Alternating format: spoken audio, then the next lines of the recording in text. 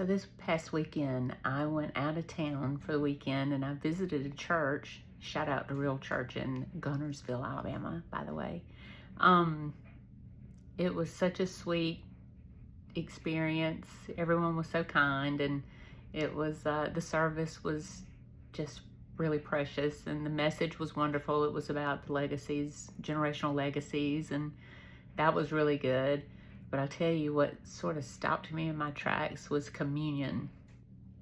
And y'all, I've partaken of the Lord's Supper or communion or whatever your church refers to it as. I don't know, countless times. I grew up in church, so I mean, I've been part of that beautiful ceremony or remembrance, my whole, off and on my whole life. And there have been moments where it has been just, oh, it's just a thing we're doing. Unfortunately, that's how it can become sometimes. But there's also been very precious and profound moments where I'm able to really just think about what Christ did for us, and how that can truly just make you stop and reflect what he did. But this one hit different. The elements were passed out, and first of all, the bread was like little strips of flour tortillas. So of course in my mind I'm constantly thinking all the time, I can't shut it off. And so I'm sitting there going, oh, flour tortilla, well, that's kind of cool. I hadn't thought about doing that, because I mean, it makes me think of unleavened bread. So yeah, that's pretty cool. The next element is the one that stopped me, and it was a grape. Not juice, not wine, not water, a grape, a whole grape. And as soon as I got that, I went, ooh, I'm intrigued. And I'm not even kidding, my mind just stopped, because it was like I just wanted to be fully aware of what was about to be said about this grape, because I knew, I was like, oh, there's got to be something profound coming for this grape. And the pastor, Pastor Norm, who I had the chance to meet after the service, and it was just, it was a sweet time. But he explained how the grape is a way to remind us of like the crushing, right? There had to be a crushing, and that just, y'all, that wrecked me in the best way. It's like it represented the crushing. Christ had to be crushed in order for his blood to be shed. Yeah, I just kind of, I don't know.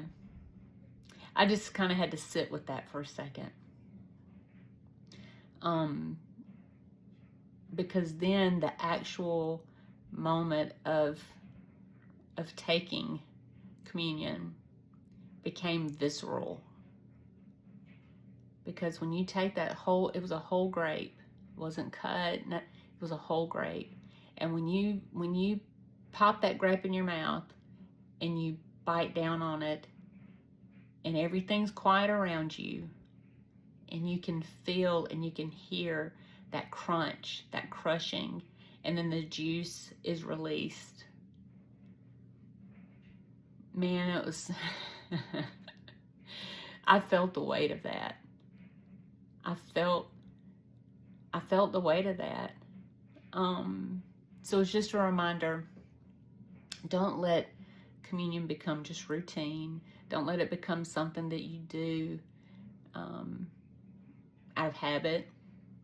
Don't let it be something that you do just to say you did it, or let's get this over with to move on to the next thing to do. Gosh, we can't take it for granted, because that was the greatest gift ever given to us. That was the greatest sacrifice ever made for us, and ever will be made for us. And so I'm not saying go out and that's the only way you do communion. I believe that you can use crackers, and you can use bread. You can, apple juice if you don't have grape juice. my whole idea of this is consecrate it to the Lord.